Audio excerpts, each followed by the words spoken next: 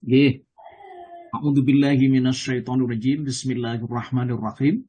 Recording in progress. Assalamualaikum warahmatullahi wabarakatuh. Waalaikumsalam warahmatullahi wabarakatuh. Alhamdulillah alladzi an'amana bi ni'matil imani wal islam. Alladzi nahmaduhu wa nasta'inuhu wa nastaghfiruh. Wa na'udzu billahi min syururi anfusina wa min sayyiati a'malina. May yahdillahu fala mudhillalah wa may yudlilhu fala hadiyalah. Amma ba'du. Yang sangat kami muliakan Bapak Dr. Andes Sadi Soekardi ya sebagai pembina, kemudian yang sangat kami muliakan guru-guru kita yang ikut menyampaikan kajian ada di pagi ba'da subuh ya di Zoom online Asyifa rahimakumullah. Kemudian yang sangat kami banggakan yang ngurus pengajian ini, semoga Allah menganugerahkan semuanya diparingi selalu dalam keadaan sehat walafiat, diparingi selamat semua. Kemudian yang dicintai Allah, yang disayang Allah, yakni bapak-bapak, ibu-ibu, jamaah ya, yang tetap teguh pendirian, bisa mengikuti atas izin Allah ya ba'da subuh ada di pengajian melalui Zoom online Asyifa rahimakumullah. Bapak Ibu, pada pagi hari ini saya ingin melanjutkan ini ya sirah nabawiyahnya. Dan Bapak Ibu, topik-topik ini itu saya sampaikan berurutan ya. Karena kalau Bapak Ibu bisa mengikuti secara berurutan, insya Allah itu Bapak Ibu akan tidak kena jeda sela kisahnya. Dan topik ini memang saya sampaikan kepada Bapak Ibu, itu topik yang memang itu hasil daripada penelitian ya. Jadi penelitian ada di referensi buku-buku.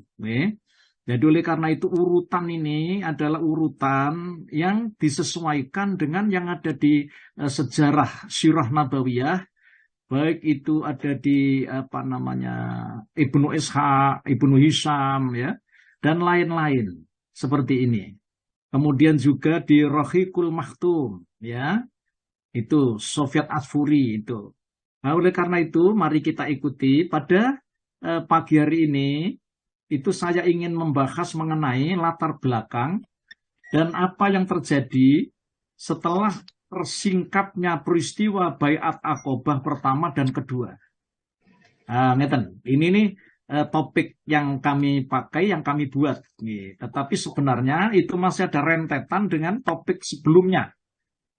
Kalau topik sebelumnya itu Bapak Ibu masih ingat ya, mengambil pelajaran ketahanan emosi Nabi Muhammad SAW terhadap penawaran malaikat ya untuk mengangkat dua gunung ya ditimpakan kepada suku Bani Thaif pada waktu itu.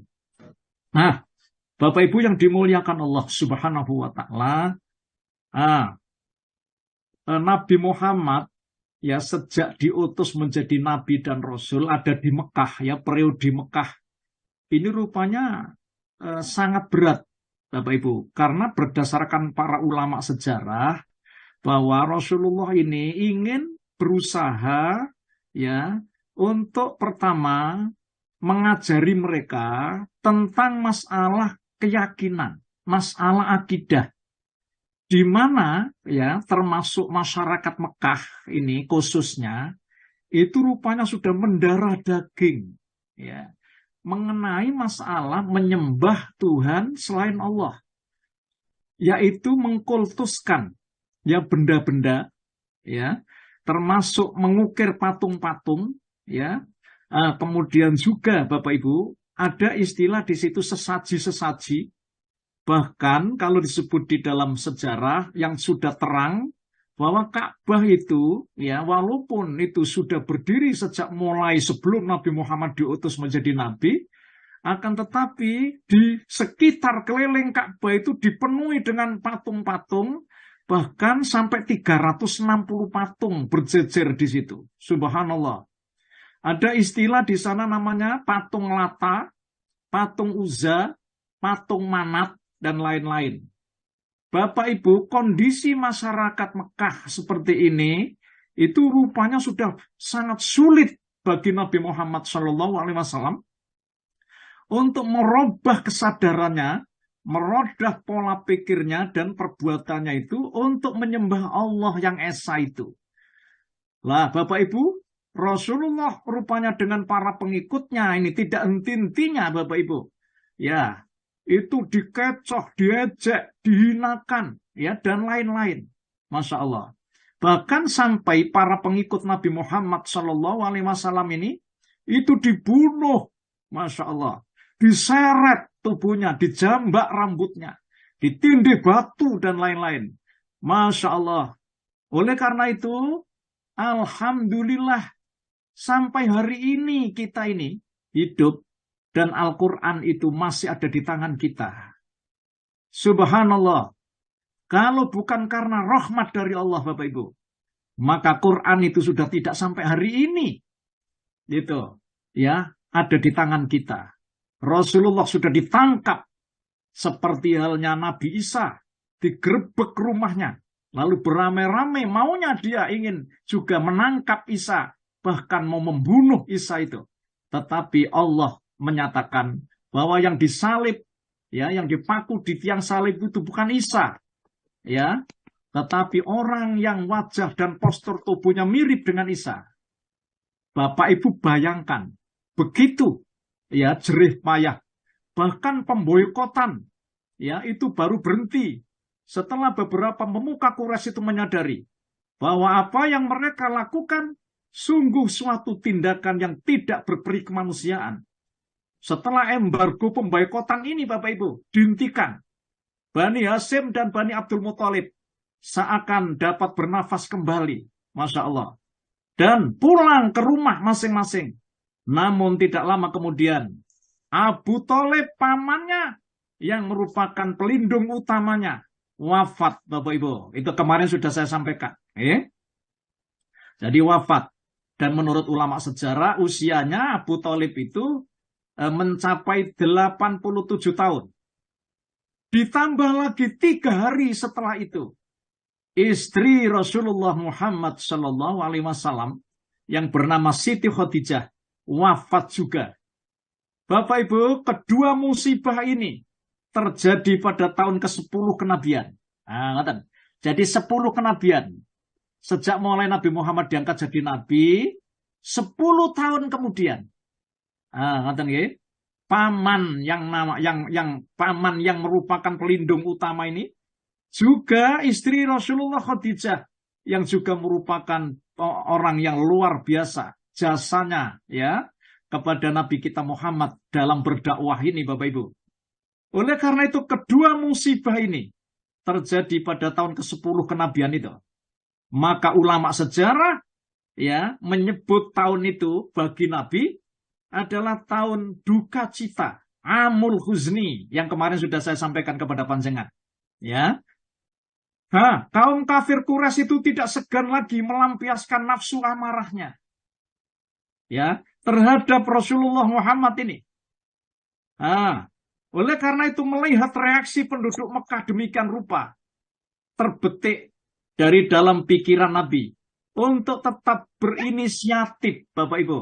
Tetap Rasulullah itu tidak patah semangat.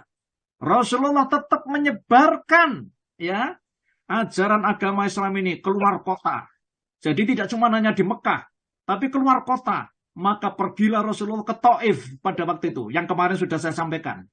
Dengan mengharap setitik harapan, ya, mereka kiranya berkenan menerima dakwah Nabi ini. Atau sekurang-kurangnya, Bapak Ibu, mereka mau melindungi, ya, mengulurkan pertolongan dalam menghadapi kaum beliau, sebab beliau seakan tidak lagi melihat seorang yang bisa memberi perlindungan pertolongan ini. Karena apa? Pamannya sudah wafat, istrinya juga wafat, Bapak Ibu. Akan tetapi, bagaimana apa yang terjadi setelah Rasulullah itu sampai di Taif. Jadi Taif itu jaraknya sekitar 97 kilo. Ya, 97 kilo. Justru Nabi Muhammad mendapatkan ejekan, disorai, dilempari batu, bahkan sekujur tubuh beliau mengalami luka-luka, Bapak Ibu. Untuk menghibur Nabi yang sedang ditimpa duka ini, pada tahun ke-10 kenabian ini, Bapak Ibu, dalam sejarah, Allah mengisrakan Nabi Muhammad, memi'rajkan Nabi Rasulullah. Nah, ini dalam rangka menghibur Nabi Muhammad menurut ulama sejarah. Imam Ibnu Qayyim ya itu menyampaikan esok hari tatkala Rasulullah itu berada di tengah kaumnya, beliau mengabarkan apa yang diperlihatkan Allah tadi. Ya, hasil Isra Mi'raj itu loh Bapak Ibu, ya. Berupa tanda-tanda kekuasaannya itu. Jadi Rasulullah menginformasikan, ya. Namun bagaimana? Berita tentang Isra dan Mi'raj Nabi ini justru membuat masyarakat Mekah menjadi gaduh. Dan mereka rupanya merasa terusik. Subhanallah. Bagi orang-orang kafir musyrik Mekah, peristiwa ini dijadikan sebagai alat justru malah untuk mengejek, untuk menghina Rasulullah. Dan dijadikan sebagai bahan propaganda untuk mendustakan Nabi Muhammad SAW. Masya Allah, ya. Jadi Rasulullah menyampaikan berita ini, justru Rasulullah dapat ejekan, penghinaan, ya. Bahkan itu dijadikan propaganda untuk mendustakan Rasulullah, Bapak Ibu. Mereka pun semakin menjadi-jadi dalam mendustakan Rasulullah. Mereka juga mengejek beliau. Sedangkan bagi orang-orang yang beriman, peristiwa ini itu merupakan penguat daripada keimanan beliau, keimanan mereka. Sehingga mereka semakin kuat dan mantap keimanannya kepada Nabi Muhammad SAW dengan peristiwa Isra Mi'raj itu. Bapak Ibu yang dimuliakan Allah Subhanahu wa Ta'ala. Setelah terjadinya peristiwa yang menakjubkan ini, maksudnya Isra Mi'raj ini, muncullah perkembangan besar. Nah, ini bagi kemajuan dakwah Islam, bagi kemajuan dakwah Rasulullah Muhammad SAW. Sebelum Rasulullah ini hijrah ke Yasrib. Nah, Yasrib itu Madinah. Jadi sebelum Nabi Muhammad hijrah ya. Bapak Ibu, menurut ulama sejarah, pada bulan Dzulqa'dah. Nah, Dzulqa'dah ini ya.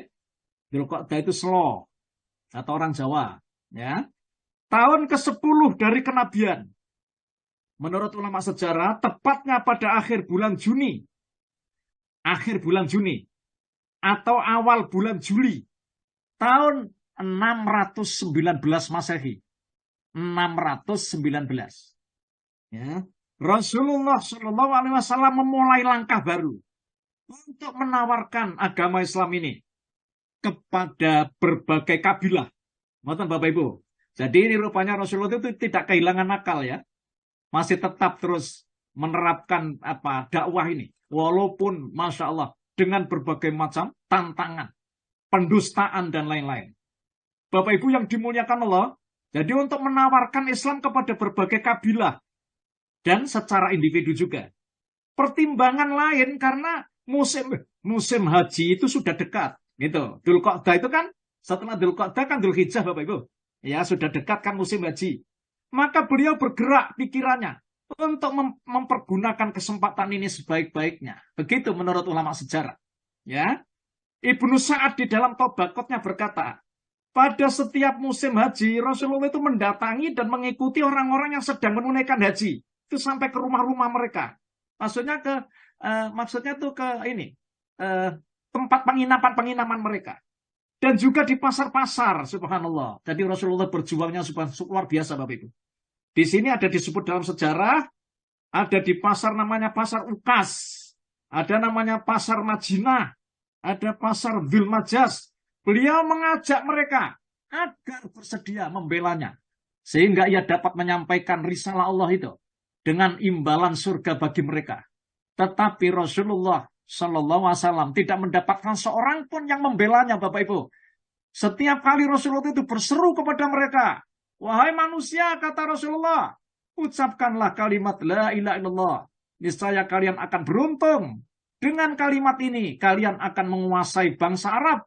Dengan kalimat ini orang-orang ajam. Jika kalian beriman, maka kalian akan menjadi raja di surga nanti. Rasulullah tetap terus berdakwah, tidak henti-hentinya, tidak patah semangat. Beliau mendatangi setiap kabilah, Bapak Ibu, untuk menawarkan Islam ini dan menyeru mereka agar masuk Islam seperti yang sudah beliau lakukan sejak tahun-tahun sebelumnya. Bapak Ibu yang dimuliakan Allah, Imam Ibnu Syihab Az-Zuhri, itu salah satu seorang ulama ahli hadis itu terkenal, kelahiran Madinah ya, itu berkata, Imam Az-Zuhri ini, nama-nama kabilah yang didatangi Rasulullah, itu ditulis Bapak Ibu, yang diseru oleh Rasulullah agar supaya menerima Islam ini, diantaranya adalah Bani Amir bin So'so'ah, Bani Muharib bin Khosafah, Bani Fazarah, Bani Ghosan, banyak Bapak Ibu. Ya, Bani-Bani ini. Bani Murrah, Bani Hanifah, Bani Sulaim, ya. Bani Hadromi, dan lain-lain. Bapak Ibu, apa yang terjadi? Namun, pemuka-pemuka suku ini, tidak ada seorang pun di antara mereka yang memenuhi seruan beliau ini. Subhanallah. Saat itu ajakan beliau tidak diterima dengan beragam bentuk penolakan. Masya Allah. Mulai dari cara yang halus hingga cara yang kasar. Bahkan sesudahnya. Seluruh kabilah-kabilah itu justru turut menghina Nabi Muhammad SAW. Karena terpengaruh kaum Quraisy yang mengancam akan memusuhi siapapun yang membantunya. Bapak Ibu yang dimuliakan Allah. Begitu perjuangan Rasulullah. Subhanallah. Namun semua itu tidak pernah sedikit pun menyurutkan semangat Rasulullah Muhammad SAW dan kelompok para pengikut dakwanya hingga saat tiba musim haji. Nah ini saat tiba musim haji Bapak Ibu. Tahun ke-11. Ini tahun ke-11 kenabian. Jadi Rasulullah ya tahun ke-11 ini bertepatan pada bulan Juli tahun 620 Masehi. Ada satu langkah bijaksana yang dilakukan Rasulullah dalam menghadapi tindakan penduduk Mekah yang selalu mendustakan ini. Yang selalu menghalang-halangi orang-orang yang mengikuti pada jalan Allah. Beliau tetap mendatangi kabilah-kabilah tanpa peduli akan penolakan yang disebabkan oleh fitnah Quraisy yang tersebar. Kali ini beliau mendatangi kabilah-kabilah itu pada malam hari, Bapak Ibu. Masya Allah. Ini pada malam hari juga. Ya Allah. Sehingga tak seorang pun dari orang-orang musyrik Mekah itu yang mengetahui untuk menghalang-halanginya. Jadi Rasulullah itu pada malam hari. Bapak Ibu, pada musim haji tahun ke-11 ini, ya ini salah satu di antara tonggak sejarah dari kenabian, tepatnya pada suatu malam. Jadi tahun ke-11 ini. Rasulullah itu melewati sebuah bukit yang bernama Aqobah. Nah, mari kita telusuri. Yang posisi di wilayah Mina. Jadi Aqobah itu posisinya di wilayah Mina. Yang jaraknya kurang lebih 5 kilo Bapak Ibu dari Mekah. Atas izin Allah di tempat ini beliau mendengar beberapa orang yang sedang berbincang-bincang. Ini musim haji ini. Maka beliau datang mendekati mereka. Ternyata ada 6 orang. Ini dari pemuka-pemuka. Ini pemuka-pemuka Yasrib, maksudnya dari Madinah. Ya, yang semuanya itu berasal dari suku Khazraj. Jadi sukunya suku Khazraj, Bapak Ibu. Ahli sejarah mencatat itu ada 6 orang. Rasulullah itu pada saat itu ketemu ada di Aqobah itu ada 6 orang. Yang ditulis oleh ulama sejarah, yang pertama adalah, ini saya kerpek, As'ad bin Zurarah dari Bani Khazraj. Auf bin Al-Haris bin Rifa'ah bin Arfa. Ya, ini dari Bani Najjar. Rafi' bin Malik bin Ajyan. Ini Ajyan. Dari Bani Zuraik. Ada Qutbah bin Amir bin Hadidah dari Bani Salamah. Ada lagi Bapak Ibu, Uqbah bin Amir bin Nabi dari Bani Ubaidah. Kemudian ada Jabir bin Abdullah ya dari Bani Ubaid al-Ghanim. Ini dicatat oleh ulama sejarah. Bapak Ibu, bertemunya mereka dengan Rasulullah ini membuat mereka tertarik pada ajaran Islam karena Rasulullah pada saat itu berbincang-bincang mengenai agama. Ya. Rasulullah membacakan Al-Qur'an gitu di hadapan mereka. Apalagi mereka sudah sering mendengar cerita-cerita. Ya, ketika ada di Madinah ini, ada di Yasrib itu, akan datangnya seorang nabi penutup yang disampaikan oleh kalangan orang-orang Yahudi yang ada di Madinah, Bapak Ibu, yang bertetangga di kampung halamannya. Bahwa ada seorang nabi yang diutus pada masa ini yang akan muncul dan mereka berkeyakinan akan mengikutinya. Kata mereka begitu, Bapak Ibu. Tanpa adanya keraguan, akhirnya mereka pun masuk Islam. Oh, jadi 6 orang ini tanpa adanya keraguan, mereka masuk Islam, Bapak Ibu. Pada saat itu posisinya ada di lembah namanya Aqobah ini, di Mina. Insya Allah bagi yang sudah tidak haji umroh, akan perso namanya Bukit Aqobah ini. Nah, ngerti nggih? Mereka berkata, kami tidak akan membiarkan kaum kami, ya Rasulullah, dan kaum lain terus bermusuhan, ya, dan berbuat jahat, saling menjahati. Teman mereka yang lain berkata, kami akan menawarkan agama Islam ini, ya Rasulullah, yang telah kami peluk ini. Bapak Ibu, sekembalinya ke Yasrib, jadi ke Madinah, mereka membawa risalah Islam ini dan menyebarnya, ya, menyebarkannya di sana. Sehingga tidak ada satu rumah pun di Madinah, melainkan sudah menyebut nama Rasul. Dan mereka kembali kepada kaumnya dengan penuh rasa percaya dan yakin. Bapak Ibu, nuwun sewu. Ini yang 6 sahabat, ini masih belum namanya perjanjian Aqobah, belum. Jadi ini pertama ini kan ada jamaah haji yang datang dari Yasrib, Madinah, lalu ketemu dengan Rasulullah ada di Bukit Aqobah ini. Ya, tapi ini belum diadakan perjanjian, Mas Yan. Mereka itu tertarik dengan apa yang disampaikan oleh Rasulullah. Dan karena mereka juga sudah mendapatkan kabar ya, ada di Madinah itu, ya, dari orang-orang Yahudi bahwa saat ini akan ada seorang nabi yang diutus. Makanya dia penasaran, Bapak Ibu. Ketika dia itu melaksanakan ibadah haji, padahal ini belum masuk Islam. Ya, saya ulang, belum masuk Islam.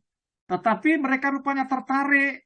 Karena memang mereka rupanya mencari sosok seorang nabi ini yang dapat pemberitaan dari orang-orang Yahudi itu, Bapak Ibu. Bapak Ibu, setelah mereka kembali ke Yasrib, Madinah, mereka tuh menceritakan perihal keislaman mereka. Hingga nama Muhammad itu menjadi perbincangan hangat di Madinah. Sebagian dari mereka pun tertarik kepada Islam. Keadaan inilah yang membuat keinginan mereka itu bertemu dengan Rasulullah semakin kuat, Bapak Ibu. Nah, ngaten nggih. Maka pada musim haji tahun berikutnya, nah ini tahun berikutnya, tahun yang ke-12 dari kenabian. Para tokoh dari Madinah itu bersepakat untuk menuju Mekah lagi untuk melaksanakan ibadah haji. Juga ingin bertemu dengan Rasulullah, Bapak Ibu.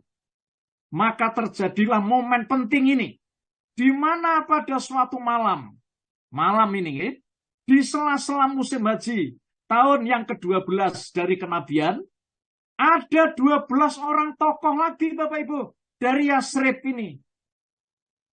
Gelombang kedua. Tujuannya ingin bertemu dengan Rasulullah. Masya Allah. Ke-12 tokoh itu, ya, yang 5 itu kan sudah masuk Islam. Ya, kemudian kecuali ini, Jabir bin Abdullah itu tidak ikut, Bapak Ibu. Rasulullah telah menyaksikan mereka masuk Islam pada tahun kemarin. Sedang 7 orang lainnya adalah yang baru. Jadi 7 orang lainnya. Jadi 12, Bapak Ibu. 12 orang. Ini rupanya gelombang kedua. Mereka juga penasaran ya. Sangat kuat. Karena di Madinah sudah jadi perbincangan. Karena masuknya 6 orang ini. Ya, masuk Islamnya 6 orang ini, Bapak Ibu. Oleh karena itu 12 orang ini, Bapak Ibu, disebut juga di dalam ulama sejarah itu ada namanya As'ad bin Zurarah, itu lagi Auf bin Al-Haris, ya, Rafiq bin Malik, Qutbah bin Amir, Uqbah bin Amir dan seterusnya. Nah, kemudian Bapak Ibu juga ditambah lagi ya, akhirnya kemudian jadi 12 orang. Bapak Ibu yang dimuliakan Allah, atas izin Allah, pertemuan ini juga diadakan di Bukit Aqobah. Ini takdirnya Allah ya. Untuk meneguhkan keislaman mereka melalui baiat. Oh, jadi ini hari ini tahun yang ke-12 inilah Bapak Ibu. Itu tahun pembaiatan. Nah, apa itu baiat? Baiat itu adalah ikrar, janji, ya, agar supaya Nabi itu membaiat. Nah, Bapak Ibu yang dimuliakan Allah, ya, maka baiat inilah terkenal dalam sejarah namanya baiat Aqobah pertama, yang merupakan baiat kerasulan. Ini pada waktu malam yang ada di Aqobah ini. Ya, jadi bukan baiat perang Bapak Ibu. Baiat pertama. Dan ini terjadi Bapak Ibu pada tahun yang ke-12 kenabian. Ngeten ya. Bertepatan dengan tahun 622 Masehi. Sedang isi perjanjian baiat pertama ini, Imam Al-Bukhari meriwayatkan ya dari sahabat Ubadah bin Samit bahwa Rasulullah bersabda, ini baiat pertama. Wahai saudaraku, kata Rasulullah, kemarilah dan berbaiatlah kalian kepadaku. Nah, ini janji setia Bapak Ibu, untuk tidak menyekutukan sesuatu apapun dengan Allah. Ini isi perjanjian yang pertama. Nah, jadi jangan sampai kamu menyekutukan ya sesuatu apapun dengan Allah. Ini baiat pertama. Janganlah kamu mencuri, kata Rasulullah. Jangan kalian berzina. Janganlah kalian membunuh anak-anak kalian sendiri. Janganlah ya kalian berdusta ya dengan tangan dan kaki kalian. Ya, janganlah kalian mendurhakai dalam urusan yang baik. Barang siapa di antara kalian yang menepati janjinya ini, maka Allah akan memberikan anugerah pahala. Barang siapa yang melanggar perjanjian ini, lalu dia mendapatkan siksa di dunia, maka itu merupakan ampunan dosa baginya. Ini Rasulullah Bapak Ibu bersabda begitu. Dan barang siapa yang melanggar perjanjian ini, lalu Allah menutupinya, maka urusannya terserah kepada Allah. Jika dia menghendaki akan menyiksanya, dan dia menghendaki dia akan mengampuninya. Bapak Ibu, itulah isi perjanjian Aqobah pertama. Dan ini dilaksanakan secara rahasia Bapak Ibu. Pada waktu malam gelap gulita yang ada di Aqobah ini. Bapak Ibu yang dimuliakan Allah. Ya. Kemudian 12 orang ini mengatakan kepada Rasulullah, aku berbaiat ya kepada beliau untuk tidak menyekutukan Allah katanya dengan sesuatu apapun. Tidak mencuri, tidak berzina, tidak membunuh anak-anak kita sendiri. Ya, begitu. Isinya Bapak Ibu, tidak akan mendatangkan bukti palsu di antara dua tangan dan kakinya dan tidak akan mendurhakainya. Setelah baiat itu sudah terlaksana secara sempurna dan musim haji juga sudah selesai, nonton Bapak Ibu, ke-12 orang laki-laki ini kembali ke Madinah. Maka bersamaan dengan ini, Rasulullah mengirim duta Bapak Ibu. Ini ya. Yang pertama ke Yasrib. Jadi maksudnya itu mengiringi. Rasulullah mengutus seorang sahabat. Siapa sahabatnya itu? Yang mendampingi 12 orang ke Madinah ini. Dialah Mus'ab bin Umar Al-Abdari. Masya Allah. Kata Bapak Ibu ya. Nah, dia untuk mengajarkan syariat Islam dan pengetahuan agama kepada orang-orang muslim ada di Yasrib. Sekaligus menyebarkan Islam di antara penduduk yang masih musyrik itu. Masya Allah. Inilah sebabnya di kemudian hari Mus'ab bin Umar ini dikenal dengan sebutan mukri. Orang yang ahli mengajarkan Al-Quran. Bapak Ibu yang dimuliakan Allah. Masya Allah. Ya, Bapak Ibu, Mus'ab bin Umar ini salah seorang sahabat yang memiliki dedikasi tinggi ya terhadap agama Islam ini. Ia rela Bapak Ibu meninggalkan kehidupan remajanya. Jadi beliau itu masih remaja sebenarnya. Demi agama Islam. Sejak terjadinya perjanjian Baiat Aqobah pertama ini diikrarkan. Agama Islam Bapak Ibu rupanya ada titik-titik terang. Ngaten nggih? Ada titik-titik terang. Agama Islam rupanya sudah menyebar ya di Madinah yang jaraknya hampir 500 kilo itu.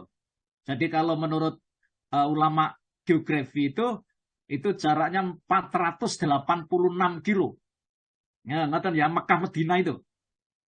Bapak Ibu yang dimuliakan Allah, ini juga salah satu di antaranya lantaran kaum Hajrat tadi yang menepati janji mereka dengan Rasulullah untuk mengajak keluarganya dan seluruh sanak saudaranya dan handai tolan mereka di Madinah untuk memeluk agama Islam. Bapak Ibu yang dimuliakan Allah, inilah peristiwa titik-titik terang Nabi kita Muhammad SAW untuk mempersiapkan dirinya menuju ke Madinah itu Bapak Ibu.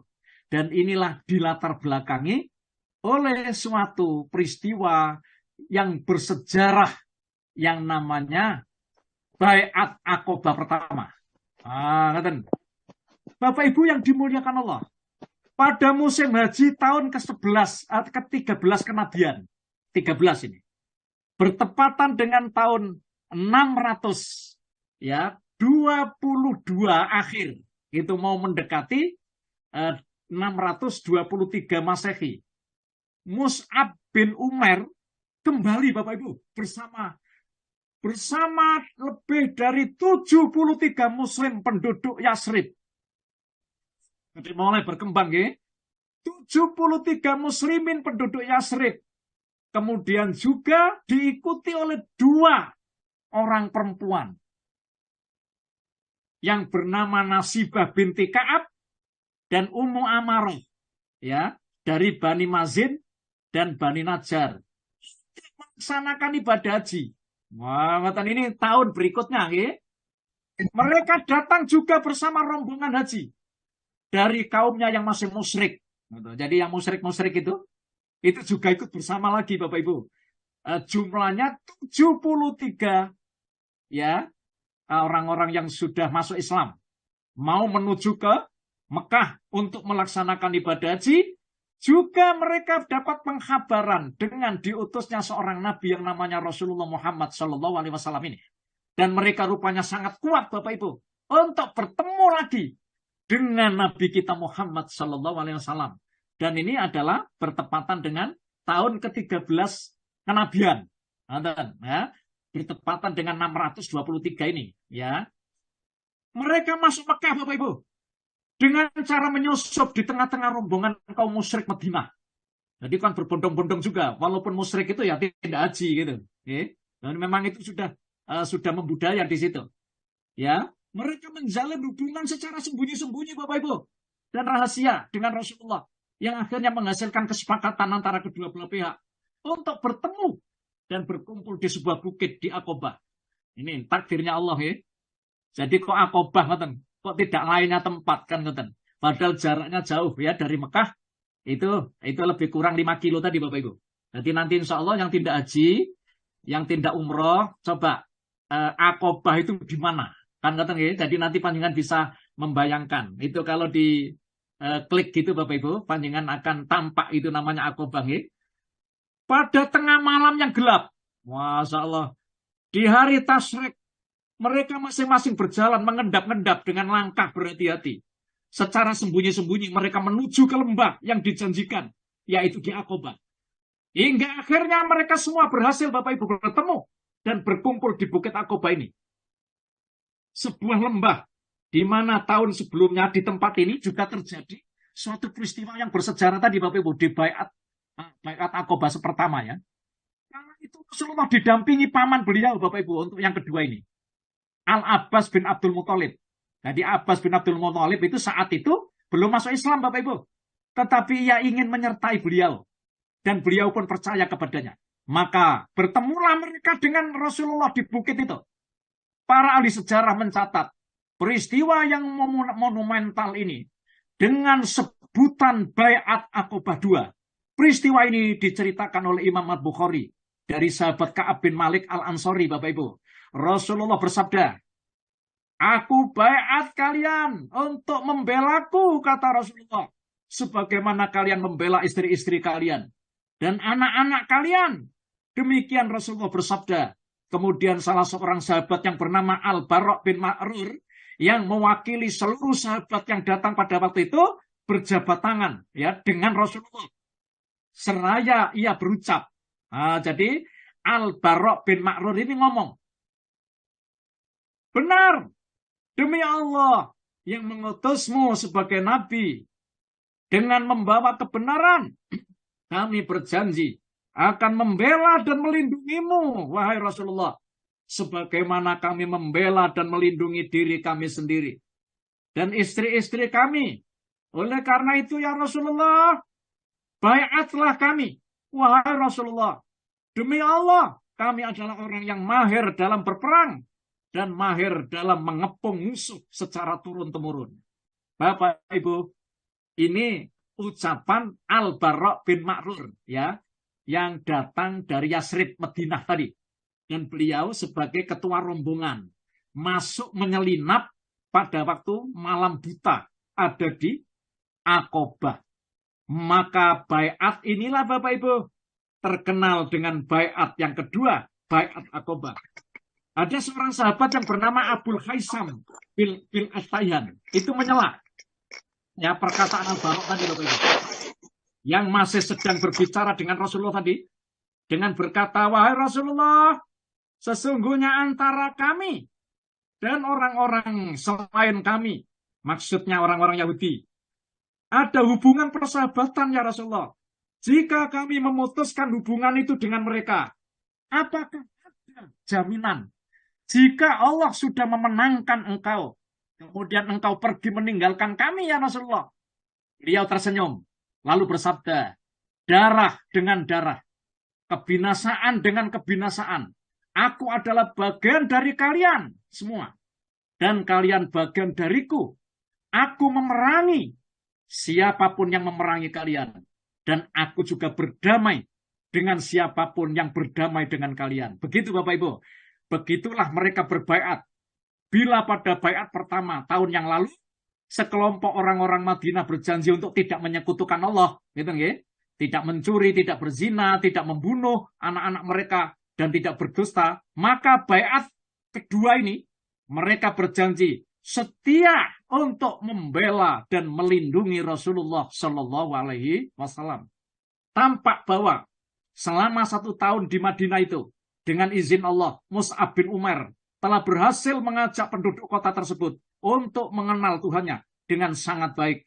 Begitu besar rasa cinta mereka padanya, hingga dengan sadar mereka mau berbaiat, membela dan mencintai Rasulullah, sebagaimana mereka membela diri dan anak-anak mereka sendiri. Bahkan mereka pun langsung menyatakan bersedia untuk mengangkat senjata dan menyerang, ya. Ini menyerang Mina saat itu juga, bila Rasulullah mengendaki. Namun Bapak Ibu, Rasulullah menjawab bahwa Allah belum memerintahkan untukku, kata Rasulullah. Setelah proses baiat sudah selesai, Rasulullah meminta penunjuk jalan. Nah, menunjuk ini 12 orang pemimpin agar menjadi pemuka bagi kaumnya masing-masing. Mereka inilah orang yang harus bertanggung jawab terhadap pelaksanaan isi baiat itu. Untuk itu beliau bersabda, tunjuklah 12 orang di antara kalian untuk menjadi pemimpin bagi kaumnya dan bertanggung jawab terhadap mereka. Bapak Ibu yang dimuliakan Allah. Seketika itu pula mereka menunjuk 12 orang itu, Bapak Ibu. 9 orang dari suku Hajrat dan 3 orang dari suku Aus. Ini dicatat oleh ulama sejarah. Ya, 12 orang itu yang pertama Abu Umamah, As'ad bin Durarah, Sa'ad bin Abi Rabi' bin Amr. Ini yang ketiga Abdullah bin Rawahah bin Sa'labah. Yang keempat Rafiq bin Malik bin Al-Jian. Ya, yang kelima Al-Bara' bin Ma'rur bin Sahar. Yang keenam Abdullah bin Amr bin Haram. Yang ketujuh Ubadah bin As-Samit bin Qais.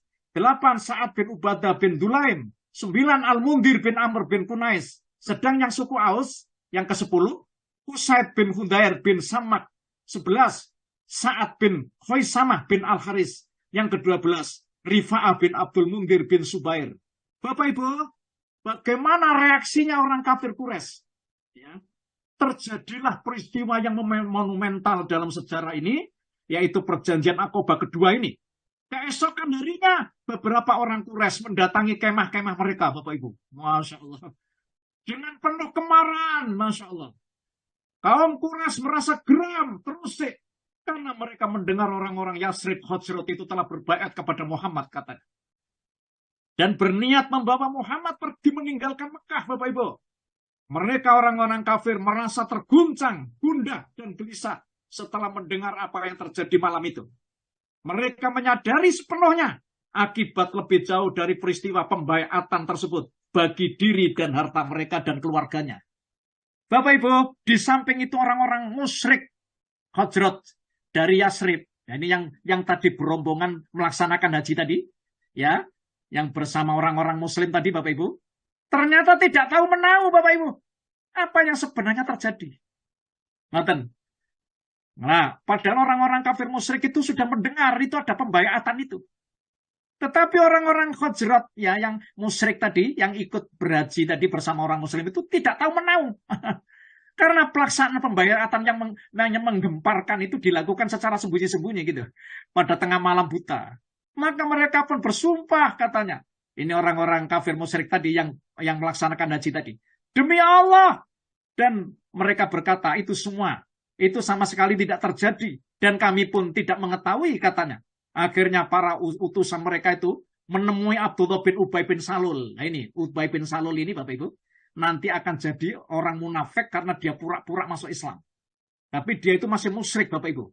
Ya, ikut rombongan menjadi koordinator melaksanakan ibadah haji. Setelah diberitahu, Abdullah bin Ubay bin Salul ini berkata, ini bohong. Karena mereka nggak tahu. Ini tidak mungkin, katanya. Kaumku tidak mungkin berani bertindak secara lancang melangkai diriku. Apapun yang dilakukan kaumku di Yasrib tentu akan meminta pendapatku, katanya Abdullah bin Ubay bin Salul ini. Ya. Sedangkan orang-orang sudah masuk Islam, yang masuk Islam ini, yang sudah ngerti, hanya bisa bersaling adu pandang dan saling diam membisu, Bapak Ibu. Tak seorang pun di antara mereka itu yang berkata sepatah kata pun untuk menyanggah atau mengiyakan. Bahkan ya para pemuka utusan Quraisy itu hanya percaya saja apa yang dikatakan pemuka Yasrib yang musyrik itu. Lalu utusan Quraisy ini Mekah itu kembali pulang, Bapak Ibu, dengan tangan hampa.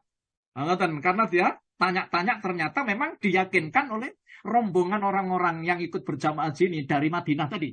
Namun mereka kembali dengan membawa tanda tanya besar antara percaya dan tidak percaya terhadap berita ini, Bapak Ibu. Oleh karena itu mereka tetap terus mencari-cari dan menyelidiki hingga merasa yakin bahwa kabar pembaiatan itu memang benar-benar terjadi dan telah dilaksanakan. Namun tersingkapnya berita ini, nah ini pada tema ini, ya, tersingkapnya berita ini terjadi setelah rombongan Haji Yasrib Hajrat itu telah meninggalkan lokasi dan berangsur-angsur sudah pulang ke negerinya masing-masing. Akhirnya kafir Quraisy itu bergegas, Bapak Ibu, mengejar dan mencari orang-orang Yasrib Hajrat yang masih dalam perjalanan. Masya Allah.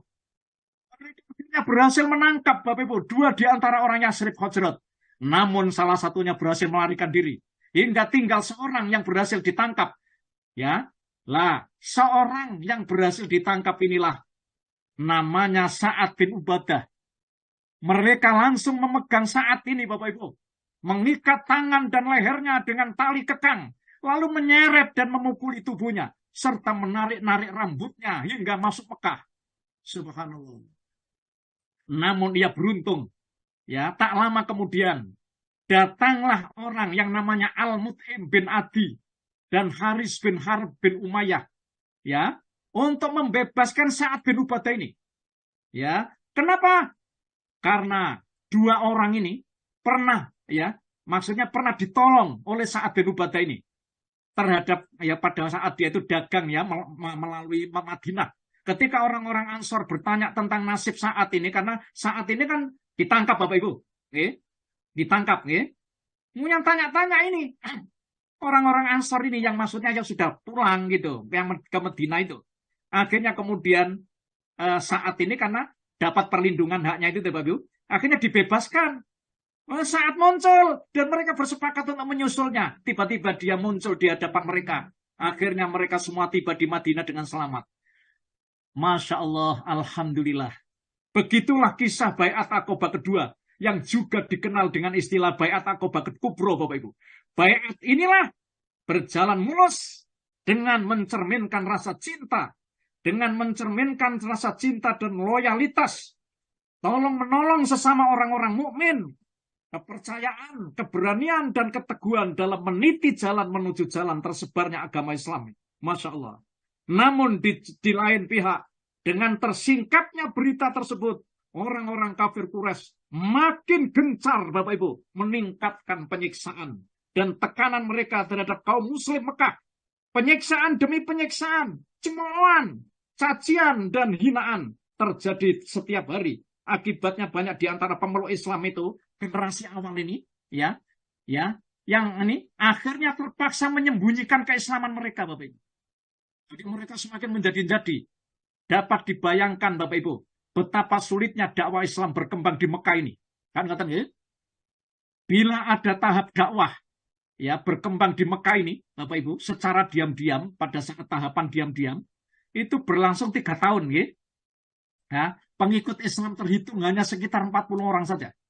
Maka 9 tahun berikutnya, setelah dakwah secara terang-terangan, pengikut Islam hanya mencapai 70 orang saja.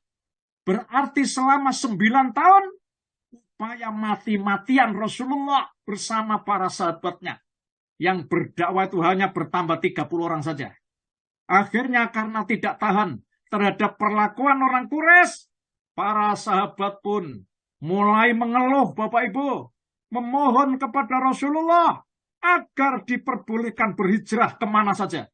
Yang penting tidak di kota Mekah yang suasananya sama sekali tidak mendukung mereka untuk menjalankan ajaran Islam dengan baik itu. Keluhan kaum muslimin ini akhirnya dijawab. Tidak lama kemudian Allah menurunkan ayat Al-Quran. Monggo, ini Pak Jiandi. Allah menurunkan ayat Quran yang memerintahkan agar umat Islam yang hanya berjumlah sedikit itu untuk segera berhijrah. Pak Jiandi? Iya Pak Ustadz. Oke, saya bacakan Pak. Siap. Nah, jadi keluhan para sahabat itu terjawab Pak Ji. Masya Allah. Dan itu dijawab oleh Allah Subhanahu wa Ta'ala. Panjenengan buka surat 2. Surat yang ketiga Pak Ji. Surat ketiga. Al-Imran. Al-Imran Pak Ji. Ayat 195. Nah, saya bacakan ya. A'udzubillahi minasyaitonirrajim. Fastajaba lahum rabbuhum anni la udhi'u amala amilin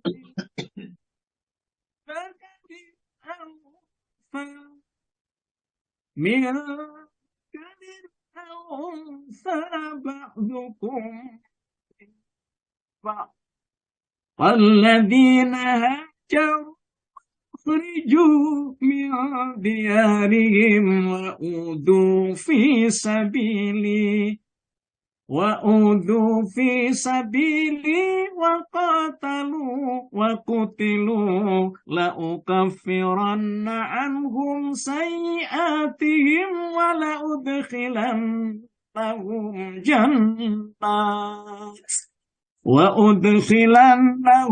جنات تجري من تحتها الأنهار ثوابا من عند الله والله عنده حسن الثواب.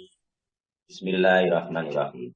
Maka Tuhan mereka memperkenankan permohonannya dengan berfirman, sesungguhnya aku tidak menyia-nyiakan amal orang yang beramal di antara kamu, baik laki-laki maupun perempuan, karena sebagian kamu adalah keturunan dari sebagian yang lain. Maka orang yang berhijrah, yang diusir dari kampung halamannya, yang disakiti pada jalan, yang berperang dan yang terbunuh. Pasti akan aku hapus kesalahannya mereka, dan pasti aku masukkan mereka ke dalam surga-surga yang mengalir di bawahnya sungai-sungai sebagai pahala dari Allah. Dan di sisi Allah ada pahala yang Masya Allah. Bapak Ibu, pengaduan dan permintaan izin ini dijawab oleh Rasulullah, Bapak Ibu. Karena mereka sudah tidak kuat lagi ya, untuk mengamalkan ajaran Islam di Mekah ini. Masya Allah, ya. Akhirnya mengeluh kepada Nabi Muhammad SAW. Dalam keadaan pengeluhan inilah lalu kemudian Allah menjawab, Bapak Ibu, dengan ayat yang saya tadi bacakan, yang dibaca ya sama apa Jandi tadi. Pengaduan dan permintaan izin ini dijawab oleh Rasulullah. Rasulullah lalu kemudian menyatakan, sesungguhnya Rasulullah bersabda di dalam riwayat Imam Muslim, aku pun telah diberitahu bahwa tempat hijrah kalian adalah Yasrib, kata Rasulullah. Barang siapa yang ingin keluar dari Mekah ini, maka hendaklah keluar ke Yasrib saja. Demikian Rasulullah menanggapi permohonan para sahabat. Para sahabat pun kemudian segera berkemas, Bapak Ibu. Masya Allah. Maka para sahabat pun bersiap-siap mengemas semua keperluan perjalanan. Kemudian berangkat ke Madinah. Secara sembunyi-sembunyi. Ini sahabat dulu, Bapak Ibu. Sahabat yang pertama kali sampai di Madinah adalah Abu Salamah bin Abdul Asad. Kemudian Amir bin Rob'ah bersama istrinya, ya Laila binti Abi Hasamah. Dialah yang wanita pertama kali datang ke Madinah dengan menggunakan kendaraan sekedup. Setelah itu para sahabat Rasulullah datang secara bergelombang, Bapak Ibu. Mereka pun dan menginap di rumah-rumah kaum Ansar. Mereka disambut dan mendapat tempat ya, dan perlindungan. Mereka sangat gembira menyambutnya. Subhanallah. Tidak ada seorang pun dari sahabat Rasulullah yang berani berhijrah secara terang-terangan pada saat itu, Bapak Ibu. Kecuali Umar bin Khattab. Dalam hal ini Ali bin Abi Thalib itu meriwayatkan bahwa ketika Umar radhiyallahu hendak berhijrah, ia membawa pedang yang terhunus, busur, anak panah, dan tongkat yang ada di tangannya menuju Ka'bah. Masya Allah. Kemudian sambil disaksikan oleh tokoh-tokoh Quraisy, Umar melakukan tawaf dulu. Nah, tawaf, Bu, Bapak Ibu, 7 kali ya dengan tenang. Dengan membawa pedang, dengan membawa busur anak panah yang mau dilepas ini, dengan membawa tongkat, Bapak Ibu, Umar ini, Masya Allah. Ya, setelah dia tawaf, Bapak Ibu, dia sempat sholat di makam Ibrahim, Bapak Ibu. Ya, kemudian berdiri seraya berkata dengan suara yang keras, Umar ini, semoga celakalah wajah-wajah yang menyaksikan ini. Wajah-wajah inilah yang akan dikalahkan Allah. Barang siapa ingin ibunya kehilangan anaknya, atau istrinya menjadi janda, atau anaknya menjadi yatim piatu, hendaklah yang menghadangku di balik lembah ini. Wah, selanjutnya Ali bin Abi Thalib melanjutkan ceritanya. Tidak seorang pun berani mengikuti Umar, Bapak Ibu, kecuali beberapa kaum yang lemah, yang telah diberitahu oleh Umar itu sendiri. Nah, kemudian Umar berjalan dengan aman, Masya Allah. Demikian ya, secara berangsur-angsur kaum muslim melakukan hijrah ke Madinah. Sehingga tidak ada yang tertinggal, Bapak Ibu, di Mekah, kecuali Rasulullah, Abu Bakar, Ali bin Abi Thalib. Bagaimana sepak terjang 3 orang ini ketika belum hijrah dan masih posisinya masih ada di Mekah. Ikutilah kisah berikutnya. Bagaimana jerih payah Nabi Muhammad ketika mau melaksanakan hijrah ke Madinah ini. Subhanallah. Mudah-mudahan kisah ini menginspirasi kita sebagai orang Muslim yang tetap teguh pendirian dalam rangka ingin menjalankan ajaran agama kita Islam ini. Aku qouli hadza wa astaghfirullah li wa lakum. Saya serahkan kepada Pak Haji Alwi. Dipersilakan Pak Haji.